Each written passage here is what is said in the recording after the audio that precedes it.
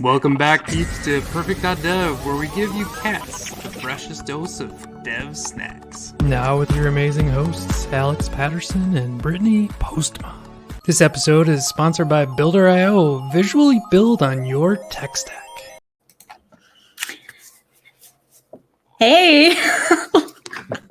Welcome back, Purrfect peeps. Sorry, we never know who's gonna talk, and we're always like, "What is happening?" So we're kind of a mess this morning. But how is everyone doing?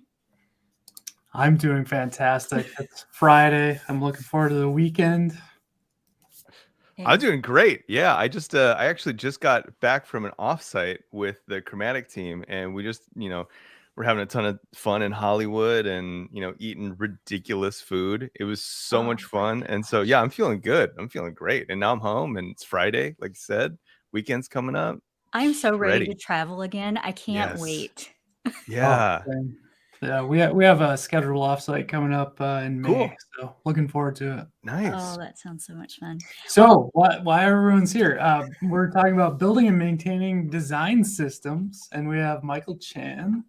Michael, do you want to tell us a little bit more about yourself and kind of give a brief bio before we dive into it? Yeah, for sure. I'd love to. So my name is Michael Chan. I go by Chan or Chantastic or, whatever. Chantastic most places on the internet. And then, yeah, I used to hopefully again sometime in the near future do a podcast called React Podcast, where I talked with a bunch of awesome folks about how to make software and do creative endeavors and all that kind of stuff. It was really good. And that's where I think a lot of people, know me from. But then on the design system front of things, so my career for the last 8 years was working in design infrastructure. So not so much like design, but kind of actually taking code and turning it into design, and more or the opposite of that. Okay, taking design. How do you do that? Yeah, some people do, and it's strange. That's cool. But yeah, taking designs and then turning them into code, and then more specifically, taking code and making it maintainable and bringing it into a design system. So I think we'll talk about a lot of kind of the specifics of that. I know that there's a lot of nuance in the notion of design systems, component libraries, what is what, where are the boundaries. I think we'll cover a lot of that probably today, but I do want to say up front, I'm definitely more in that section of design infrastructure, right? Where we're working with design to make sure that developers are, productive with the tools that they're given. And so I know that there's a lot of terminology that we might use that I'm going to have a lossy picture into, because I don't have the full picture of what that means for the design side of things, but kind of that narrow band of what it means when it turns into code. But yeah, that's it. I think specifically the product that I worked on, it was a suite of products, and each team kind of worked independently. So a lot of the things that I learned was really just how to the social part of getting buy-in for a design system, and the diplomacy of making sure that everyone feels like their needs are met and happy about the solution that you came up with, and getting buy-in, all that kind of stuff. So yeah, that's kind of my history. And then up till recently, up in September, I joined Chromatic, and Chromatic is the company that builds and maintains Storybook, which is probably what we're better known for. And Storybook is a way to design, test, and develop UIs. And it's really cool. And I'm excited to get a chance to talk more about it as a tool for doing all of this stuff. Yeah, absolutely. Brittney, you work with Storybook, don't you? I do. We just transitioned to start working with Storybook, and I'm very much in that design system, component library space right now. So nice. I'm very excited for this talk, and I love your journey of the design infrastructure and how all of that works. I'm so fascinated by all of it. So cool. I'm excited. I'm excited to meet you both. This is really fun. You've been doing a great job with the show, and so I'm just excited to be here and chat with you and learn together. Well, same. Thank you. All right. So you went over a little bit about what Storybook is and Chromatic is. So let's talk about at what point you might need a design system, and how big. Do you think that it has to be a team of developers, or do you think a single person could need a design system? At what point do you actually need to start thinking about that? Yeah. So that is a really interesting question. And honestly a question that I'm still kind of fleshing out. I don't have an answer for it. I'm going to just say up front, I really don't have an answer for it. Because that's actually one of my jobs at Chromatic, is to try to figure out like what those user journeys look like for people coming on to Storybook. We believe that like Storybook is the perfect environment. It's for front-end developers. It's this front-end workshop environment where you can bring your components in, you can like battle test them, make them like, really robust, and have a lot of confidence in knowing that that's going to be useful for you and your team, long term, and provide a really good framework for actually like continuing to develop that as your needs change, etc. Now, right now, I'd say that Storybook and Chromatic, which provides like visual regression testing for Storybook, those are really geared right now for people with like design system teams, right? Maybe it's a small team, maybe it's one person who's managing your design system, maybe it's a huge team, like the teams that like some of our customers are like BBC and GitHub and Microsoft. Like we have a whole wall of big companies, Atlassian, who are using Storybook to build UIs, and they have gigantic teams dedicated to doing this type of work.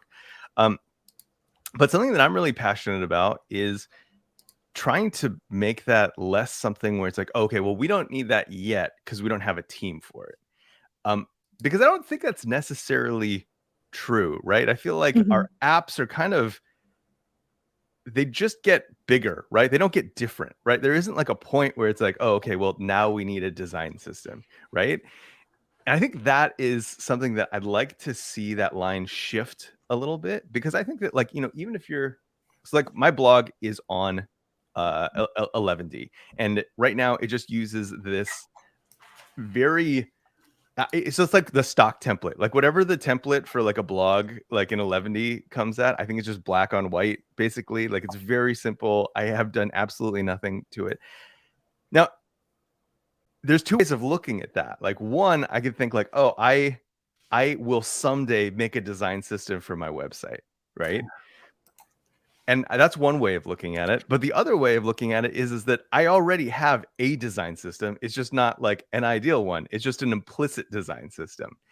And I think that if we can, it's a little bit stoic, right? Like this idea of like, oh, I'm just going to accept what is. And if I accept what is, well, then I do have a design system, and that design system will evolve over time.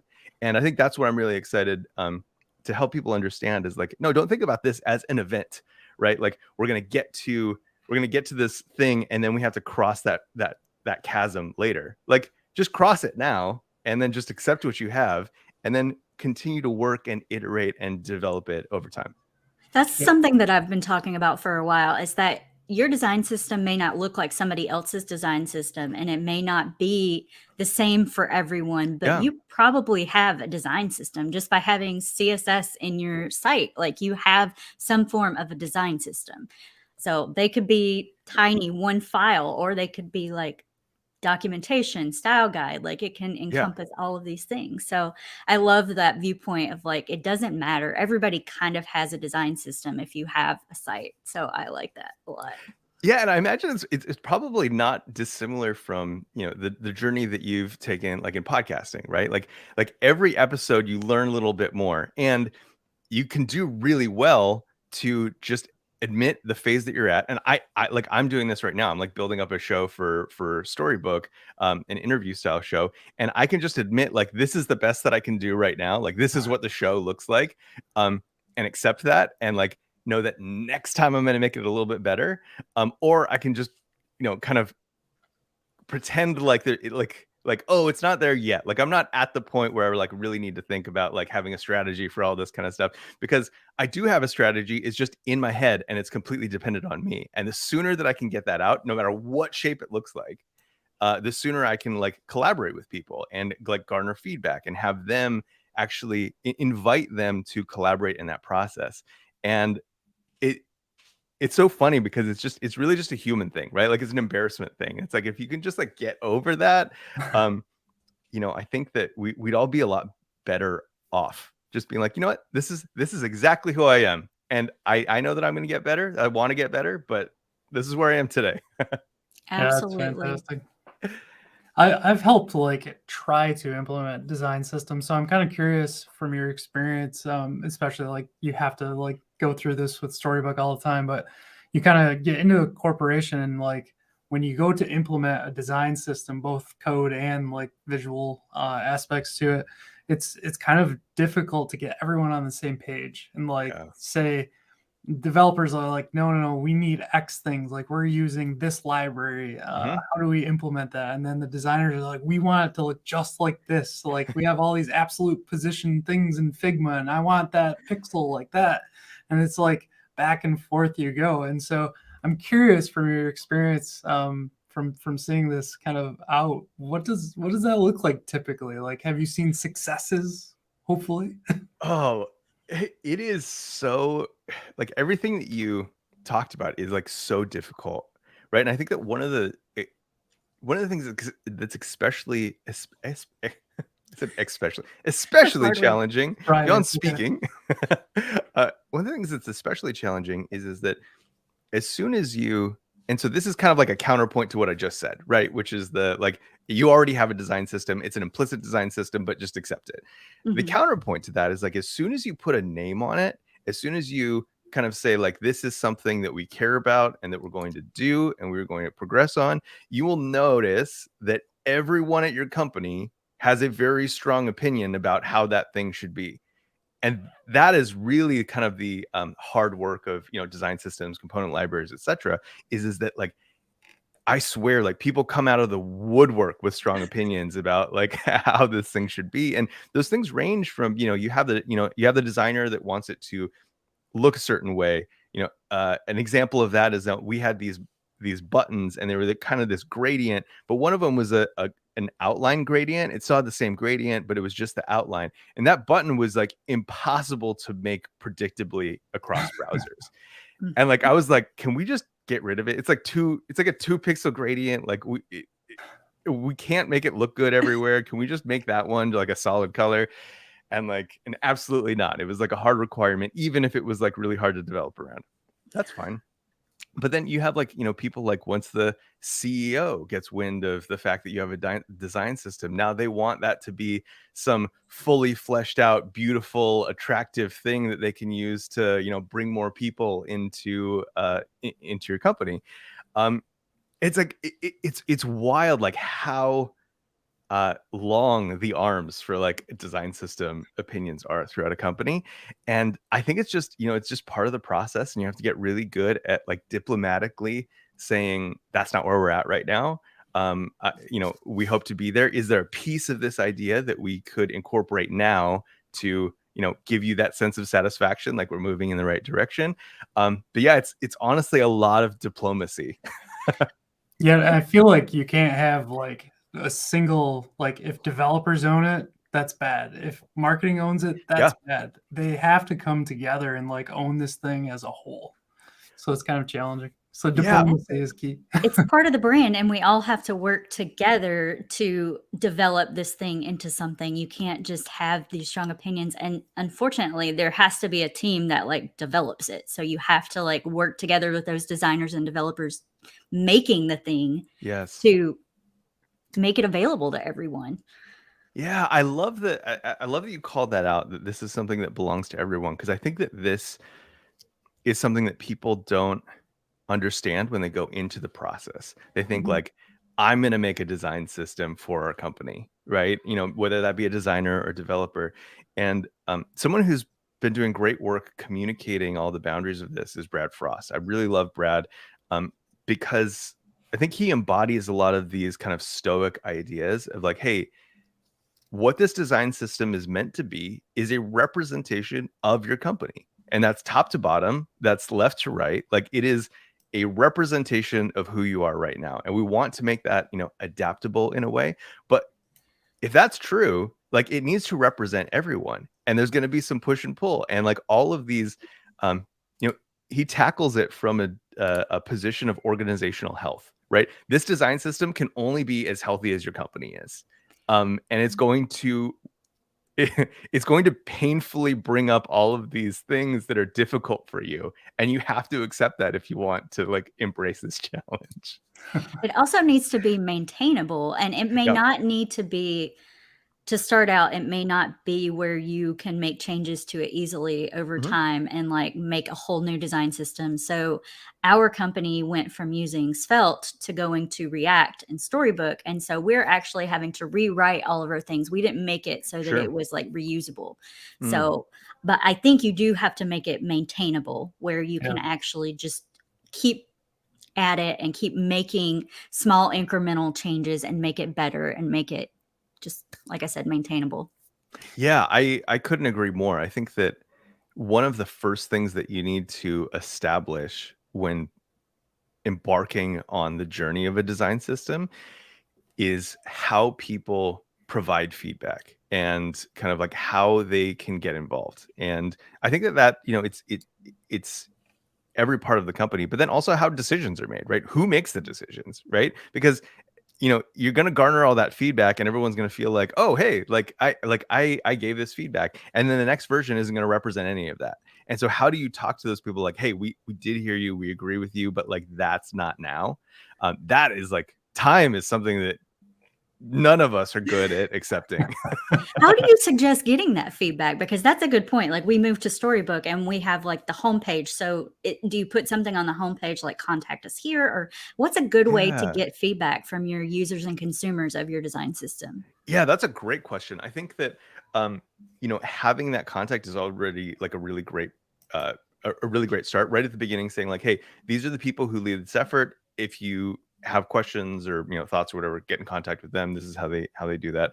I think that having different forms, you could use like a type form for this or whatnot for like different types of concerns, right? So if you have like a design concern, like you can kind of go through this checklist, or you have a development interface like concern, you can go through this checklist. Or maybe it's just there's a bug in production and someone identifies that this thing doesn't actually work the way that it's supposed to.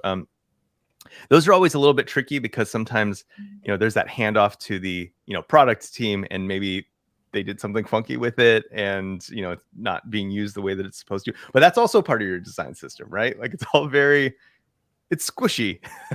Yes, and I feel like there's so many channels, especially in large enterprise corporations, where you have like Slack and you have Jira and you have all these different things. It's like, where do you put your legitimate concerns? And Yeah. like, I think it's like got to be front facing on where you're hosting your design system. And we're actually talking about Chromatic a little bit at work and Yeah. trying to move over to Chromatic. So what are some of the benefits, I guess, of hosting on Chromatic? Let's talk about that for a minute. Yeah. That Oh my pause right gosh. there just to pay the bills real quick, and we'll. Oh, you please. want to do ad Yeah. break? Okay. Okay, we'll be right back.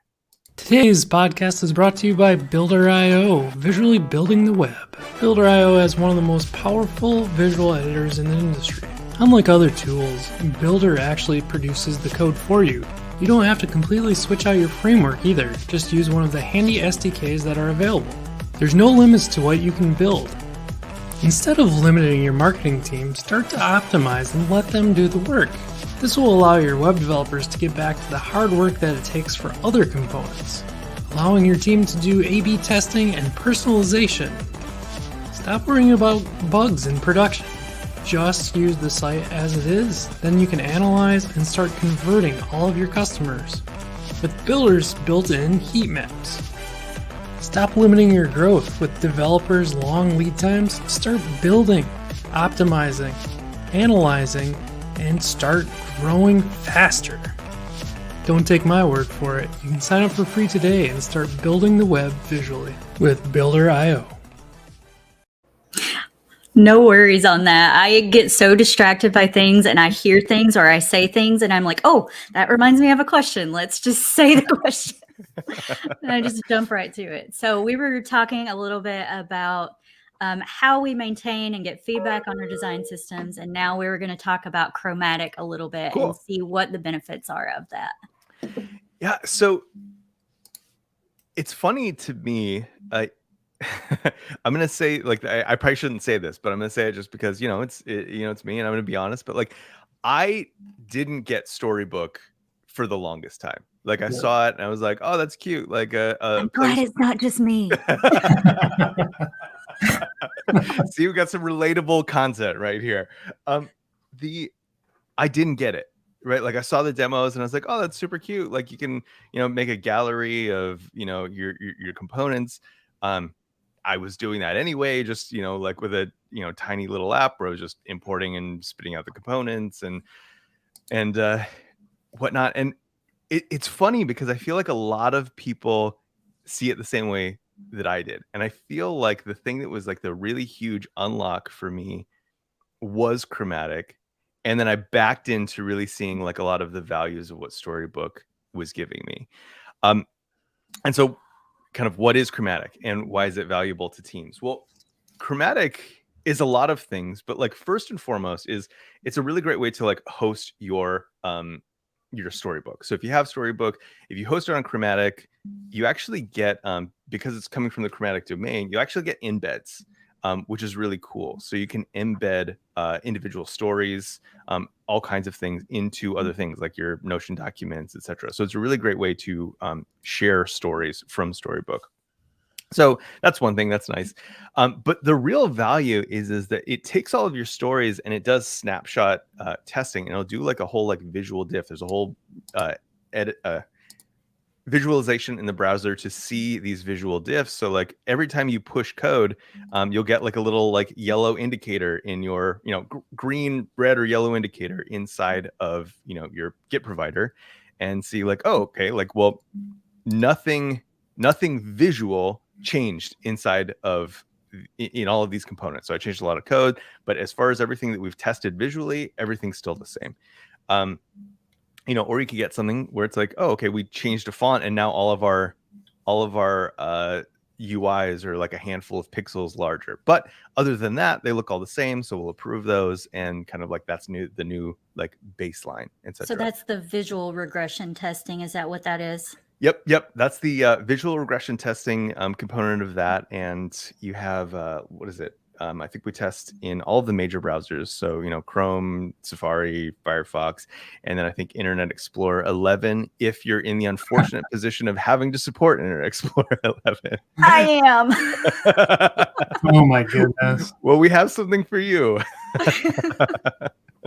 So when we talk about like using this in like a CI model, can I imagine like putting this in my GitHub workflow and like it kicks off Chromatic and like every time it kind of references back? Like how do you see the visual changes?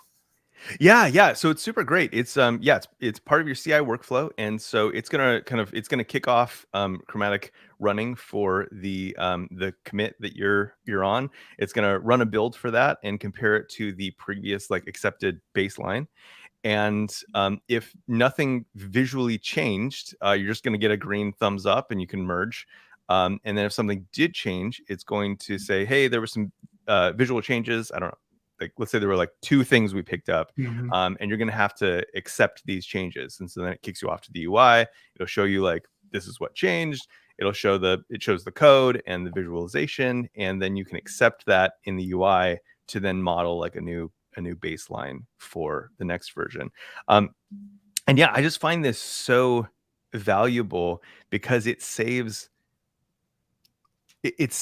so much effort. And again, kind of back to that idea of like implicit processes or like implicit systems, it makes that an explicit system where now, whereas I was kind of like fiddling at the edges of my screen and kind of like, pawing at it to like click this button and see if it did that thing or like whatever, and testing it across these handful of browsers. Well, I was doing that manually, and that's always a lossy process, right? Now Chromatic is able to do that for me. It's going to run all those processes that I was going to do manually in a lossy way, and do that for me in a predictable way that is shareable, and then also is informative, right? When someone else starts to come online to the code base, like they don't know all the caveats and weird things that happen as a result of them changing an interface on this component. And so to see that happen, it's like, oh, okay, like this is like a bigger thing than I thought it was, and I have to like consider the ramifications on the design system of this one tiny change that I'm responsible for making. That makes sense. And something that you mentioned a minute ago about being able to share your stories with Chromatic, we use Zero Height at work, and I was wondering if, like, how would that work with Zero Height? Are you just able to plop your story in there and it shares the entire like documentation of the story, or what does that look like? Yeah, that's a great question. So I'm not super familiar with Zero Height, but I know that that is something that we as a team try to support. Zero Height is a little bit more on the, if I understand, like on the continuum, on the kind of like designer side of things, right? Exactly. Yeah. Our Cool. designers use Zero Height for their documentation. Okay, cool, perfect. Yeah, I think that would be like a really great place to kind of incorporate the embeds from Chromatic, because then you can just like copy those over. And I do think I think there might be a deeper integration, but I can't speak to that. Okay. But I could send you a link. I could do some research and send you a link later. Yeah, absolutely. I was just wondering about that because that's something that we're trying to do, is to provide a single place for the design system to live. Yeah. But we want to integrate all of these different things. And so now that we're using Storybook, we want to be able to put that into Zero Height and just have that available there for developers to go to that. But just wanted to, that's kind of an aside. Yeah, no, but I think that actually brings up a really interesting question. And I think that there's a tension here between like the design side and the development side that is something that has to get figured out at pretty much every company, which is the Git problem, right? There's a really steep cliff around Storybook right now, where you get all these benefits. Like it's a real power. Once you like accept Git, right? There's a lot of things that you can do. Like you can't get this visual regression testing without some kind of, commit and version control management, right? But at the same time, like doing like documentation and kind of that kind of stuff in Git is kind of a pain. Like it's a pain for us developers, but like it's also, I mean, it's a huge pain for everyone else at the company, right? And there is something that we're continuing to try to figure out, is like, how do we incorporate more people into that process, right? Like how do we get more PMs into the process? How do we get more like managers? How do we get more support folk into the process of actually making this stuff better? Because if it's Git, that ostracizes like a lot of our company just out of the gate. Yeah. But if it's something like Zero Height, where you can contribute to it with a little less, friction, still have those approval processes, but like a little less friction, like that's really nice too. So like finding that boundary is really key. I think it's having that like WYSIWYG editor and like the GUIs that other people that like aren't development centered need to make that documentation and things. So having something like that integrated in Storybook is very interesting to me. If that might be like in the future, that could be really cool. But you brought up something else too, with like the divide between the designers and the developers, and how we can like bring everyone together to be a part of the same team. And that led me to the design token question I have. Yeah. And how important are design tokens, and how can we get to a place to where we can use design tokens to have the same thing across all of our tooling? Yeah, that's a big one. That was like a lot. I know. Yeah. What was the other product that we just did an interview where they're trying to do this too? I can't even remember. I'll look it up. Backlight? Backlight. That's what. Oh yeah. It's kind of an interesting thing that's occurring right now between like that design development space. They just made a Figma plugin, and that was one of the things. I just watched a thing yesterday. They have a Figma plugin now that will pull style dictionary tokens into Figma. But I'm really in this headspace right now with design tokens because I'm doing a talk next week, and so I want something that will be universal and completely platform agnostic and not have to use, I mean, maybe the style dictionary tokens are fine and what it generates is fine, but having to have a plugin in Figma, maybe it works in Sketch, maybe it doesn't, but it's not, I want something platform agnostic. Yeah. And that's, so I have feelings maybe about the about tokens, mostly because I find them a little bit confusing. It's almost like Okay. what are those, like an ink blot test? Like, you say design tokens, and then 5 of 5 people have a different idea of like what that actually means. And so I'd be curious to know, so you mentioned like an agnostic tool for maintaining your design tokens. I'd be curious, like, when you think about that, like, who are the consumers of these design tokens? It's like everyone across the company, from like people doing like print media to like online media to uh UI stuff on native and web. And Exactly. yeah, So we're all calling like the colors the same color names, using the same scales for spacing, for fonts, for yeah, like we're all naming the same thing. So we have like typography stuff that's like headline display. You're going to call your cool. biggest headline display. And so what we use is a JSON object Mm-hmm. of tokens, and then Style Dictionary translates that out into different development platforms. But Yeah, you need like plugins in Figma to translate that into what Figma can right. understand. Yeah, I do know that there are some efforts. Like, one of the things that's kind of challenging for Storybook and Chromatic right now is that a lot of people don't know this, but we're a team of, I think, maybe today 22 people, but like last week 20. Wow. So a really small That's team. small, yeah. Yeah, really small team. And I thought you guys were much bigger. That's crazy. No, yeah. So it's just 20 of us, or 22.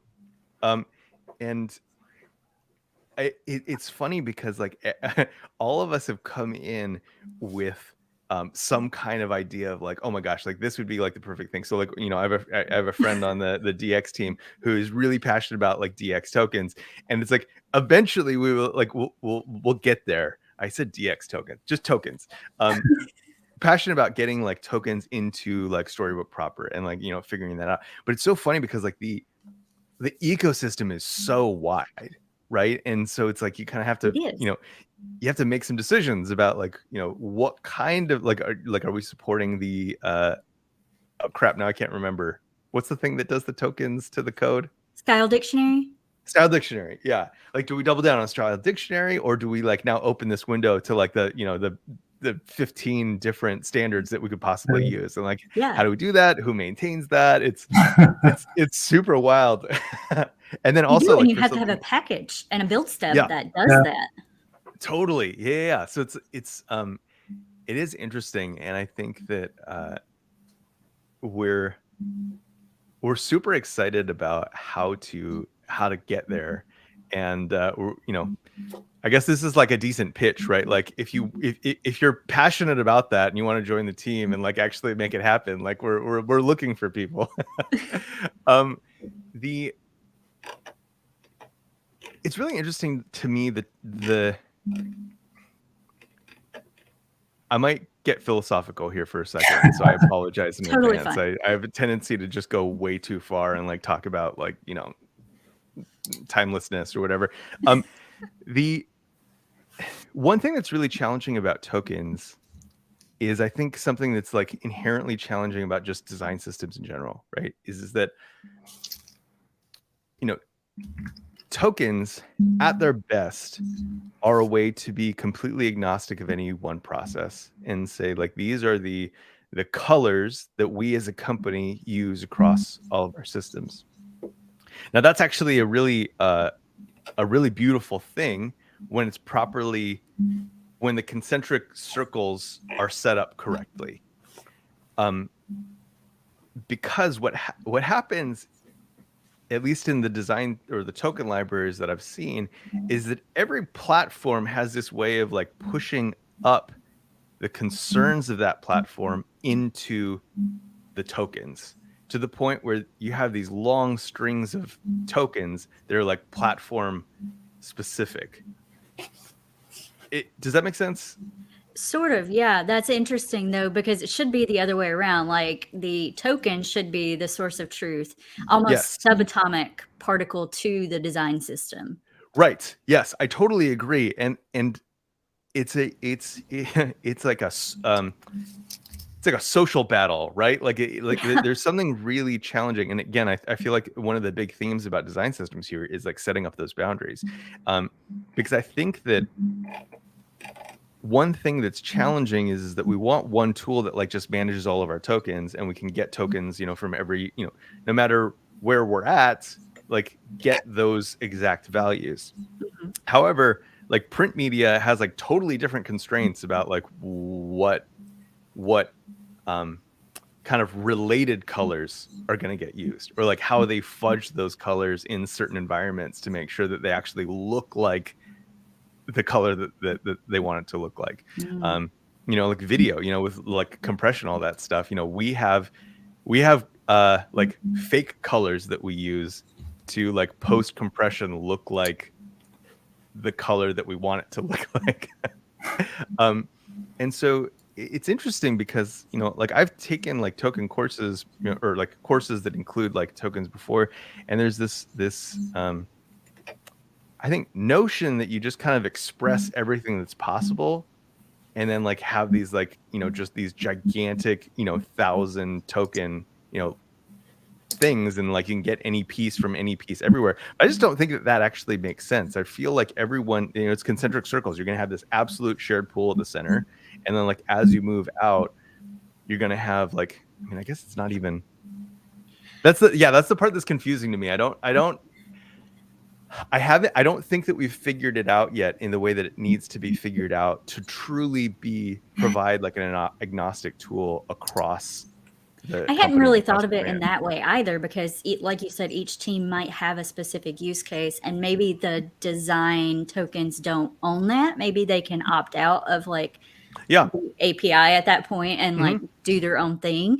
But I feel like it makes it more maintainable for your design system over time. If you change like a brand color, just a little shade, it propagates out to all the things you need. Yeah.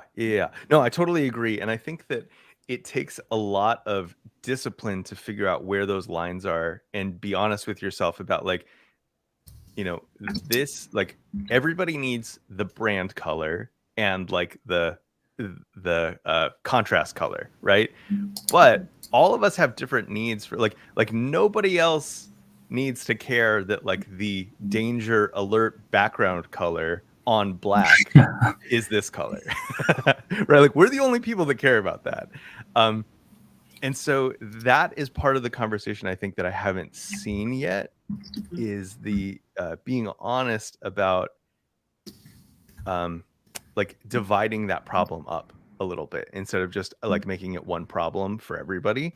Kind of admitting like we're all going to have our hacks to or adjustments. I'm not going to call them hacks, adjustments that we need to make for our platforms, and acknowledging that that's just kind of like part of the system. And that's not a breakage. That's just reality. Things look different when printed and put in the sun than they do, post compression on Twitch, and which is different than how they look in the web browser.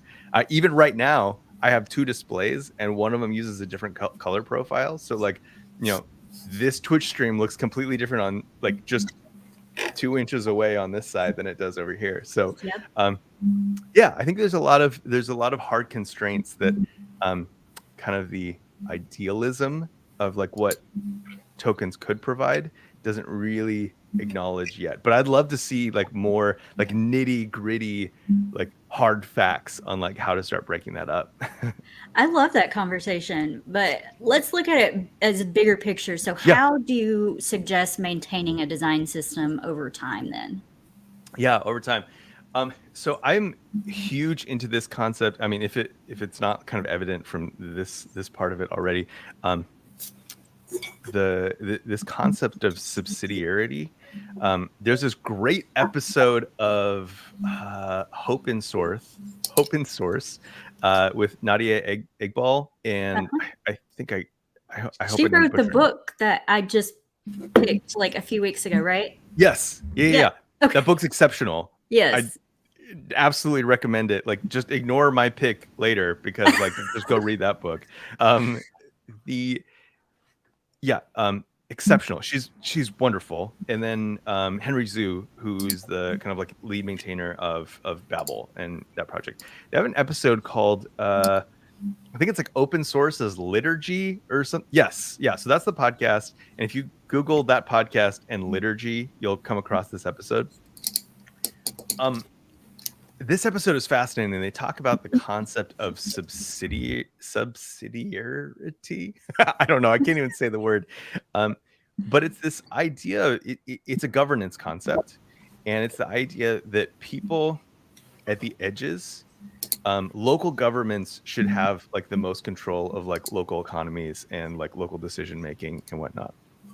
And I think that is very true for a healthy organization.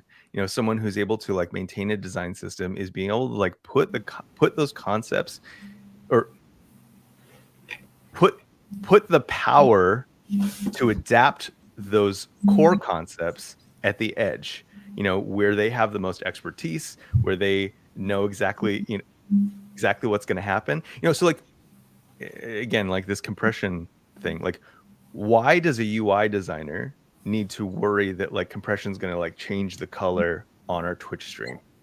Like they don't. The only people that need to worry about that is the, you know, marketing and the marketing team who's like actually like helping to like produce the Twitch stream. And so that team shouldn't feel vilified for using a different hex code, like when they have the knowledge of knowing like, well, it doesn't actually look like the thing that we're trying to achieve is consistency, not using the right hex code. And I think that like, it's not like, it's different from siloing, right? Because there is kind of this idea of like, oh, okay, well, we set up our pillars and then like nobody communicates to everything, because that's what a design system is supposed to like provide an umbrella over, right? Like we all communicate, like we all have a similar goal, and so we're all trying to communicate. But like you still have to have that edge control to say like, I know what the principle is, I know what the intent is, and that's what we're trying to capture by breaking this absolute rule of, you know, this exact value. And those conversations are super hard. Like it requires a lot of trust, and a lot of trust that like most organizations just aren't capable of having of each other. Because it's a lot easier to just be like, oh, hey, I saw that you're using you know, this hex code. That's the wrong hex code. You're like, yeah, I know that's the wrong hex code. Like in the absolute sense, that's the wrong hex code. But like I can't explain to you why it is the right one in the absolute, like in principle. So yeah, it's like, it requires a lot of trust. And I feel like trust is like, if you can't find trust in your organization, like just embrace the decay. Like you're not gonna get better at like the design system's not gonna solve it for you. Right. That Oh my Sorry. goodness. That Sorry, like, I was yeah, it's so like, whoa, my mind just kind of blew up a little bit. I'm sorry if that's kind of like hopeless or like nihilist about like this whole process, but I think that's my experience is like, you know, this, and I kind of said this at the beginning, like building a design system that's actually usable by the experts on your team is going to put trust like front and center. And if like you're not willing to kind of like make those like surgical cuts and then heal as an organization, it's just not going to happen, right? Like it's just going to, like you're just going to bleed out, right? Because it requires both the like the violent act of cutting, but then also the long-term act of healing. And a lot of people are like very content to cut, but then really don't want to do the work of like healing and making sure that like that trust and like everything grows back stronger. And yeah. Yeah, there are lots of decisions that go into it, and then lots of people that are like making those decisions like reality. And so it goes back to like, who owns the design system? Everyone owns it, but you all have to be a part of it and make the decisions that are going to benefit the entire company. Yeah. Who's maintaining more or less, not necessarily owning like each portion and piece. It's kind of interesting in the like the agile space. There's this framework called SAFe or Scale, sorry. And like I keep wrapping my head around, does there need to be a thing for like design systems that like has all of these thoughts and patterns laid out, and like instead of a PM kind of starting to become an agile master and like learns scaled, like I wonder if there's like this niche area that like needs to occur and like create this thing, because there's so many design systems that just. When you said agile and scale and safe, it reminded me of that episode we did, Safe is Scrum. And it was very confusing to me at the time. I don't know. I'm just thinking like I've been through a lot of like branding and like design system creation that just fail because like at the end of the day you have deadlines, right? And like you're trying to get everything kind of lined up and like everyone needs to agree. Yep. And then like you actually need to create the thing and that needs to go well. And then you need like all the architecture that surrounds that with like what components are we gonna use? Is there a framework we're gonna use? Like from a developer side, like that side of it. And it's like all this is occurring, and oh by the way, we need it in a month. It's like I think that we're doing it kind of interesting at Grainger, where we have a core engineering team that any component that is shared by all the teams across the organization is owned by core. And so core creates these kind of foundational components that we push out to consumers, and the consumers are able to kind of build their UIs that may not have something that touches someone else's with our components that are shared. So there's consistency. I'm curious, are you sharing that like NPM style or like through bid, or what's that like? We do an NPM package. Oh, okay. Cool. And it's through AWS something. Sure. I don't know the details of all that. So you're kind of versioning out like that core piece and like trying not to break things as you do it. Exactly. Yeah, we do like SimVer versioning of our design system and push it out. That's nice. Cool. Versioning is something that we could dedicate a whole show to. Oh, yes, absolutely. I would have you back to talk about that. Yeah, come back on. We'll talk. And I actually want to do like an entire storybook demo of like maybe the Coding Cat site and getting Storybook set up. So maybe we could schedule a live stream to do that, because I have so many Storybook questions. Yeah. Me too. I'm learning with everybody else. We have at Chromatic we have something called Empathy Day, where you. Each of us takes a day on the rotation for supporting customers, and it's wild. Like, I'll be honest, like I don't love it, but every day I'm like, I had no idea that Storybook did this, right? Like like learning from our customers is like super fun. That is such a great point. Like having empathy for your users is the biggest piece of designing a design system, or like developing a design system. Like you have to have that empathy for the people that are using it and realize what their pain points are to make it better. Yeah, that's a really great call out, because I think that in design system work, I think this is any product. I've seen so many product teams adopt this mindset of like, well, they're doing it wrong. Like they're using it wrong. And like, yeah, that might be true, but like I feel like anytime you're in product, you kind of just have to embrace the fact that like there is no wrong. Like you have created a space where someone has done something a certain way, and that is just as right as anything else, right? And so you can like vilify your customers for being creative in a certain way, or like vilify, your design system, component library consumers for just trying to get work done, right? But like at the end of the day, it's like if you create a system that allows for those types of things, like that is the system, right? It's an implicit system, but it's what you made, and you have to figure out how to like circumvent that. And like, so much of it is just acknowledging what it is, and then kind of figuring out, okay, how do we carefully acknowledge that this is possible and try to reduce that over time.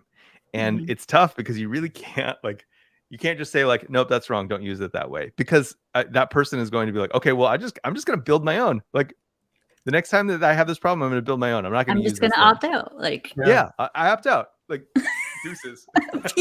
Yep. I'm curious. That is hard. I feel like the piece that you just talked about, and like the whole tying it together and things like that, that's where Chromatic comes in, right? Like that's that's the attempt of getting UI feedback, testing, documentation, like locking that in, right? Yeah, I think so. I think that there's an area, and so I think Storybook broadly, something that I hope to communicate over the next year or so is I think Storybook has historically been used as a component gallery to document the ideal states of components. Now, when I was building like our design system at my last job, the goal for me was a little bit more stoic in that I wanted to document everything, like the good, the bad, and the ugly, because that is the truth of our thing, right? Someone has a really long name, like put that in there. That's like and it like word wraps in a really irritating way. Like that, like put that in there. That is an important case that we need to like document. And there's this idea that I have, I don't know, it's kind of stupid, but like as UI developers, we have this really unique position where when we test something, there are a certain number of soft exceptions that we allow for the time being and we'll like get to, and that we have to acknowledge as just like part of the reality of like building a design system. Like it's not going to be perfect, and so we're like moving towards it. And my belief is that you should document those, right? And that we have a unique privilege to do so. Like you can't just like, if you have a unit test suite, how do you put in there like, oh, I like allow that? I mean, I guess you can, but like this idea of like, I allow this exception momentarily, but eventually it's going to change and be better. Like it's not really part of that pattern. But in UI, you can just be like, hey, here's the good, bad, and ugly of this component. Like we recognize that it's not perfect, and we're gonna get there, but we're gonna do it over time. And like, I really like that idea of like just not being precious with your components. Like just let them speak for themselves. Like set them free. I love that idea. That's awesome. What were you gonna say, Brittney? Sorry. I said I love that idea of like documenting everything and like making sure. I feel like I've repeated so many things over my job because I didn't document something very well. And then you just have to go and you have to like explain it to the next person and the next person and the next person, or have another meeting because you didn't just put it somewhere and document it. And so I'm trying to get, like, we even like had retros where we're just trying to figure out where we're going to put all of these comments and things so we can circle back. And so we have a thing now where if you have a conversation in Slack, you need to link to Jira and then link back to the Slack conversation. Yes. So it's a circle. Yeah. And you always know where the conversation happened. Close the loop.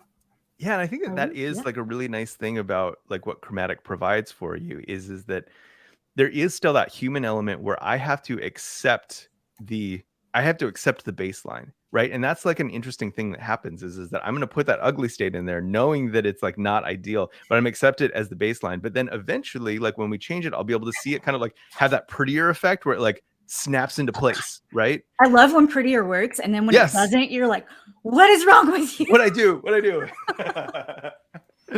But yeah, it's like being able to like kind of set those soft exceptions up, and then over time seeing them kind of like come into that ideal state is a really powerful thing that I'm hoping to like share with more people over the next year. Cool. Well, I think that's a good cue. We're running up on time, so let's dive into our Purrfect Picks.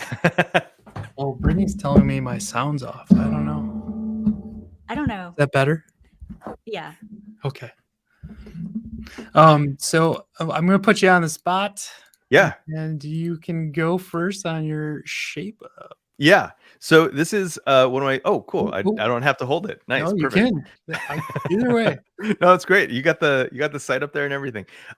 So I have my entire career been a huge fan of Ryan Singer and the way that he thinks about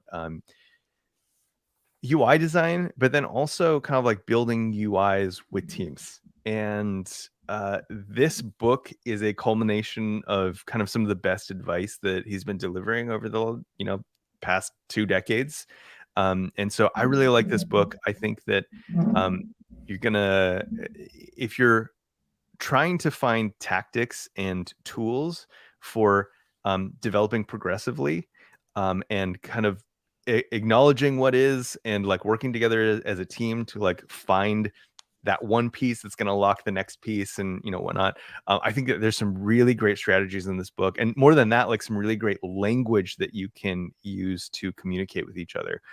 So I see this as like a really a cheat code for I mean, all manner of UI design, but I think it's kind of like part of the literature canon for building design systems in my mind. Ooh, the literature canon. I like that. Check that out. Very good. Cool. Brittney, your next pick. Yeah. So I threw this in there. If you scroll down a little bit, there's a video with our guest, Michael Chan. Oh, what is happening? Oh no! Is this supposed to be it? It Let's was see. working for see. me. I don't know what happened. Ad blocker, maybe? I don't have ad blocker. I don't know. Oh, weird. Something. What is happening in that? It's like a browser. I don't know. It inside was of working in mine. So I'm going to go and get the link and throw it in so we can actually get the YouTube link there. So this is the storybook, the new storybook live stream podcast. What are you calling it? Oh, yeah. So we have this. So we have a YouTube channel for Storybook. It's youtube.com/c/storybookjs, I think.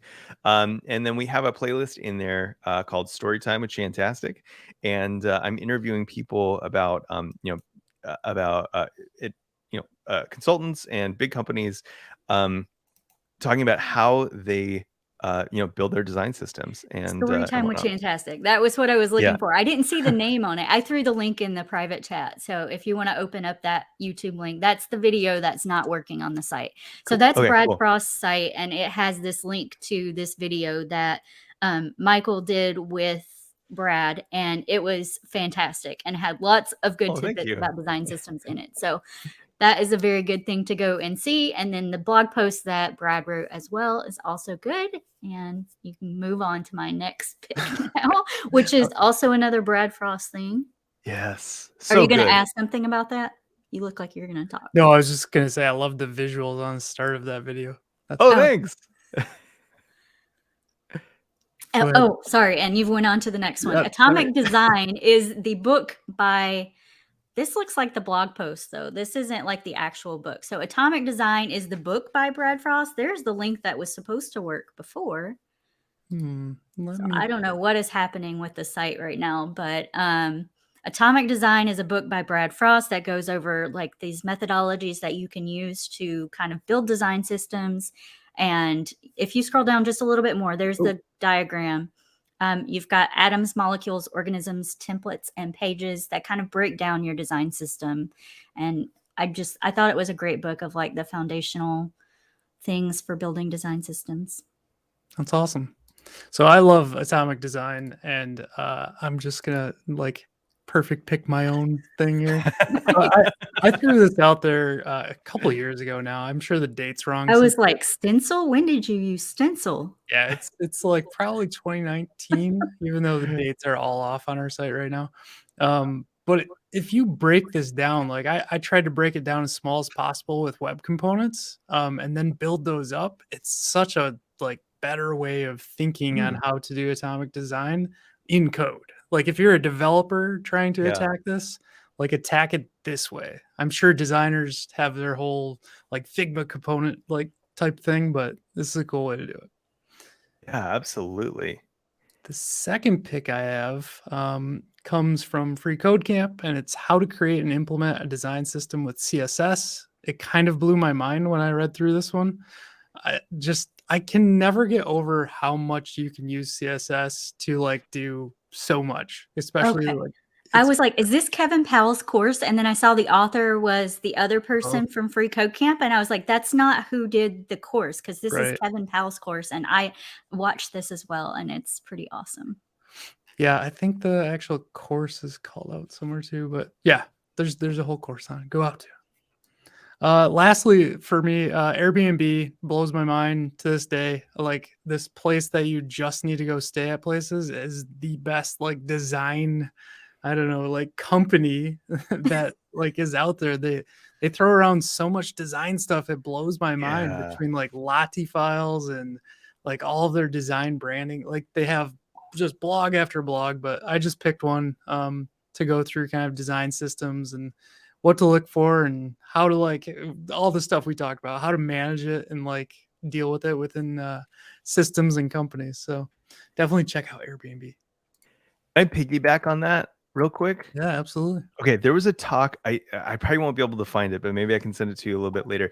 A sufficient Googling I'll give you the terms. So at ReactConf in I think 2019 or 2019, there was a talk by folks at Airbnb that talked about their design system and how they had created it kind of in isolation and how it totally fell prey to that problem that we talked about where everyone just kind of like opted out. And then rebuilding the design system, rebuilding that trust. They talk about all that stuff, and it is really fascinating, especially when you think about like kind of from the perspective of like Airbnb being like a really great like design organization. So yeah, I just wanted to kind of like piggyback on yours because it's an extremely worthwhile talk. If you stuck around to the end here, I feel like you'd be interested in it. Absolutely. Yeah. I'm going to go hunt that down and we'll put that in the show notes later. Nice. Well, again, thank you so much, Michael, for coming on, or should I call you Chantastic? I don't know. Sure. Yeah. It all goes. Thanks so much for coming on, chatting all about design systems, and we'd love to have you back. It sounds like to do a little live something with Storybook. Absolutely. Yeah. Oh, that'd be so fun. Or versioning. I'm ready for it. Versioning. Like, yeah, let's do it. Very cool. All right. Well, Cool. thanks so much. Thanks for having me. Later. Our outro is so broken. I just tried I'm not even using it.